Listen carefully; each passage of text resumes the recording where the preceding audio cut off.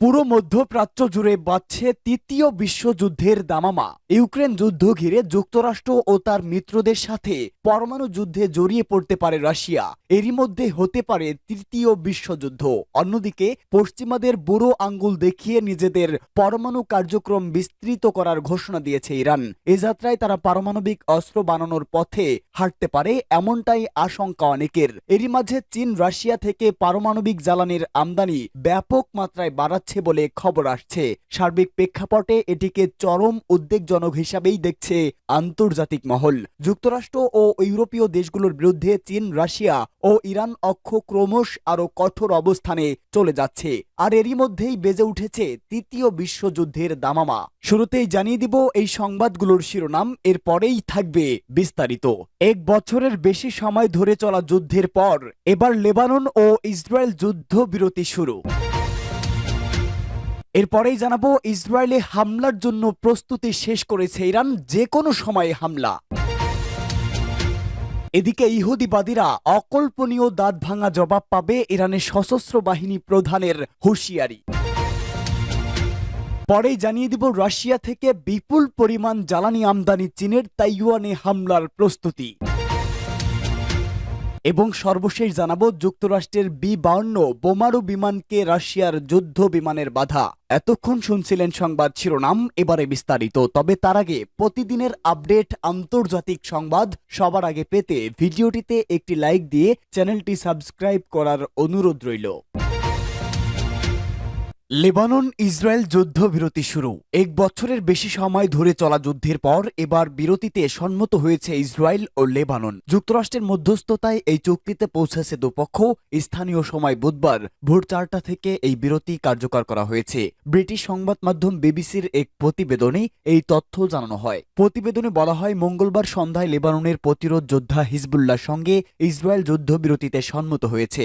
বুধবার ভোর থেকেই এটি কার্যকর হয়েছে। বিবিসি জানিয়েছে, চুক্তিটি বহাল থাকলে ইসরায়েল ও ইরান সমর্থিত এই যোদ্ধা গোষ্ঠী মধ্যকার এক বছরের বেশি সময় ধরে চলা যুদ্ধের অবসান ঘটবে। গত সেপ্টেম্বরে যুদ্ধটি উল্লেখযোগ্যভাবে বৃদ্ধি পায়। এ সময় ইসরায়েল ব্যাপক হারে বোমা হামলা ও স্থল হামলা শুরু করে। যুদ্ধবিরতির শর্ত অনুসারে লেবানন থেকে 60 দিনের মধ্যে ইসরায়েলি বাহিনী তাদের সেনা প্রত্যাহার করবে। একই সময় হিজবুল্লাহ লেবাননের দক্ষিণাঞ্চলে মোতায়েন করা হবে। এর আগে লেবাননের সশস্ত্র গোষ্ঠী হিজবুল্লাহর সঙ্গে যুদ্ধবিরতির ঘোষণা দেন ইসরায়েলের প্রধানমন্ত্রী বেনিয়ামিন নেতানিয়াহু। জাতির উদ্দেশ্যে দেওয়া এক ভাষণে তিনি এই ঘোষণা দেন। নেতানিয়াহু দাবি করেন, বর্তমানে আগের মতো শক্তিশালী নেই হিজবুল্লাহ, তবে হিজবুল্লাহ বলছে এখনো যথেষ্ট শক্তিশালী রয়েছে হিজবুল্লাহ। এদিকে ইসরায়েলের হামলার প্রস্তুতি শেষ করেছে ইরান, যে কোনো সময় ভয়াবহ হামলার পরিকল্পনা। ইরানের সামরিক স্থাপনায় গত 26 অক্টোবর অতর্কিত হামলা চালিয়েছে ইসরায়েলি বাহিনী। এর জবাবে ইসরায়েলে হামলার প্রস্তুতি নিয়েছে ইরান। দেশটির সর্বোচ্চ নেতা আয়াতুল্লাহ আলী খামেনির একজন উপদেষ্টা এই তথ্য জানিয়েছে খবর ইরান ইন্টারন্যাশনালের। তাসনিম নিউজকে দেওয়া সাক্ষাৎকারে আলী লারিজানি বলেন, সামরিক কর্মকর্তারা ইসরায়েলে হামলা চালাতে বিভিন্ন কৌশলের পরিকল্পনা করেছেন।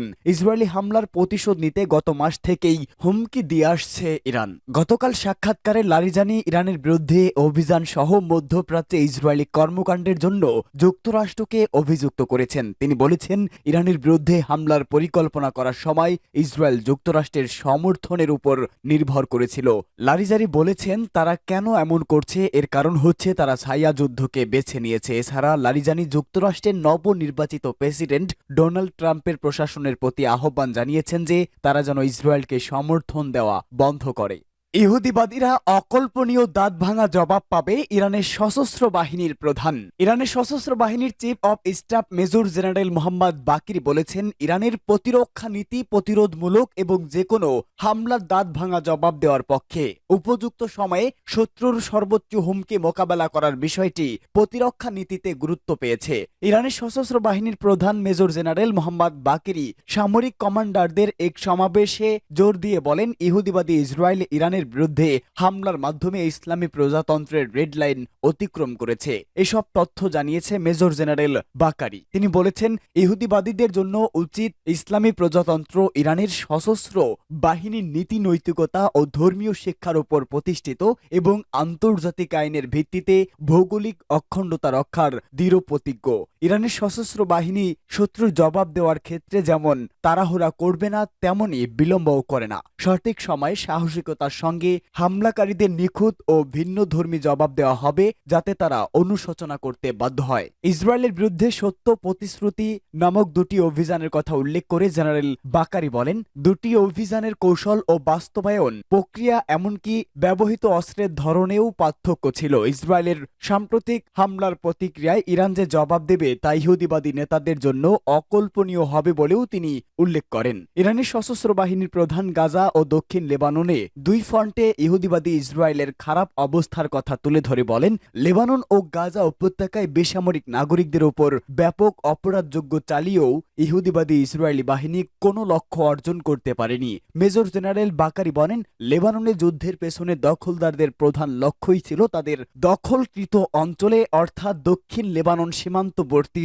এলাকায় নিরাপত্তা প্রতিষ্ঠা করে সেখানকার ইহুদিবাদী বাসিন্দাদেরকে তাদের বসতিগুলোতে ফিরিয়ে আনা। কিন্তু তাদের এই স্বপ্ন বাস্তবায়ন হয়নি, বরং হাইফা ও তেল আবিবের মতো বড় শহরগুলোও অনিরাপদ হয়ে পড়েছে। ইরানের সশস্ত্র বাহিনীর চিফ অব স্টাফ বলেন, ইহুদিবাদী বাহিনী গাজা উপত্যকায় হামলার পেছনে তাদের বন্দীদের মুক্ত করাকে প্রধান লক্ষ্য হিসেবে ঘোষণা করেছিল। কিন্তু এখন আল-আকসা তুফান অভিযানের 14 মাস পরেও তারা এই বন্দীদের খুঁজে পায়নি। বেশ কয়েক মাসের সর্বাত্মক যুদ্ধের পরও ইহুদিবাদী সরকারের প্রধানমন্ত্রীকে তাদের বন্দীদের মুক্তির জন্য পুরস্কার ঘোষণা করতে হয়েছে। গত 26 অক্টোবর ইহুদিবাদী ইসরায়েল তাদের ইরান, খুজেস্তান ও ইলাম প্রদেশে কিছু সামরিক স্থাপনায় আক্রমণ চালায় এবং ইরানের সমন্বিত আকাশ প্রতিরক্ষা ব্যবস্থা ওই হামলার পদক্ষেপকে সফলভাবে মোকাবেলা করতে সক্ষম হয়। ইসলামী প্রজাতন্ত্র ইরানের বিমান প্রতিরক্ষা ঘাঁটির জনসংযোগ বিভাগের ঘোষণা অনুযায়ী ইসরায়েলি হামলায় কিছু জায়গায় ক্ষতি হয়েছিল।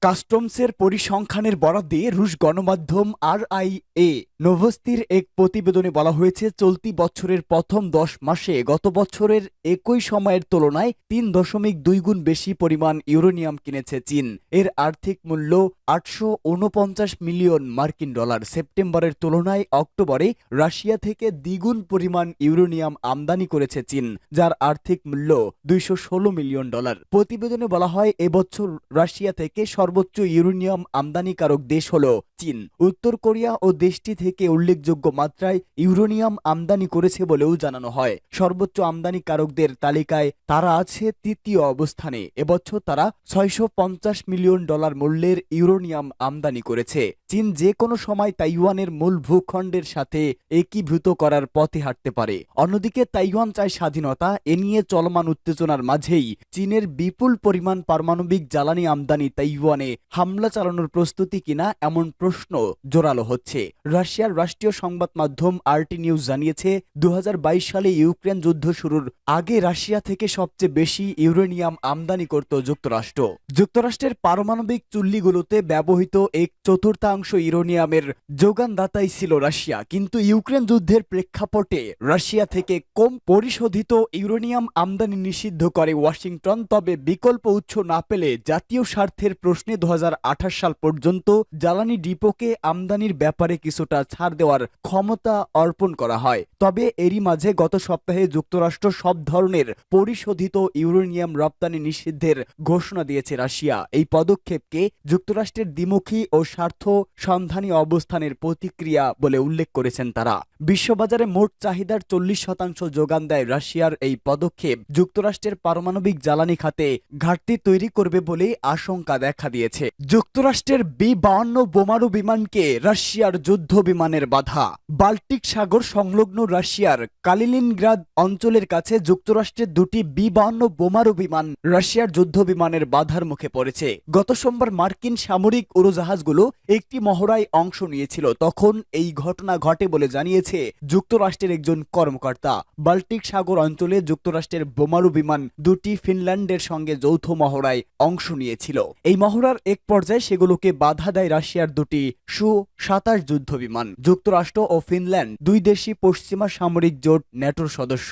রাশিয়ার সঙ্গে ফিনল্যান্ডের 1340 কিলোমিটারের সীমান্ত রয়েছে। সম্প্রতি যুক্তরাষ্ট্র ও যুক্তরাজ্যের অনুমতির পর দেশ দুটি সরবরাহ করা দূরপাল্লার ক্ষেপণাস্ত্র দিয়ে রাশিয়ায় হামলা চালায় ইউক্রেন। তার জবাবে গত বৃহস্পতিবার ইউক্রেনে মধ্যপাল্লার হাইপারসোনিক ক্ষেপণাস্ত্র দিয়ে হামলা চালায় মস্কো। এরপর যুক্তরাষ্ট্রের বোমারু বিমানে বাধা দেওয়ার ঘটনা ঘটল। যুক্তরাষ্ট্রের এক কর্মকর্তার দেওয়া তথ্য অনুযায়ী রাশিয়ার যুদ্ধ বিমানের বাধা দেওয়ার ধরন সামরিকভাবে পেশাদার ছিল এবং তা নিরাপদ ছিল বলেও মনে হয়েছিল। সেজন্য বাধা পেয়েও যুক্তরাষ্ট্রের বোমারু বিমানগুলো পূর্ব পরিকল্পিত পথ পরিবর্তন করেনি।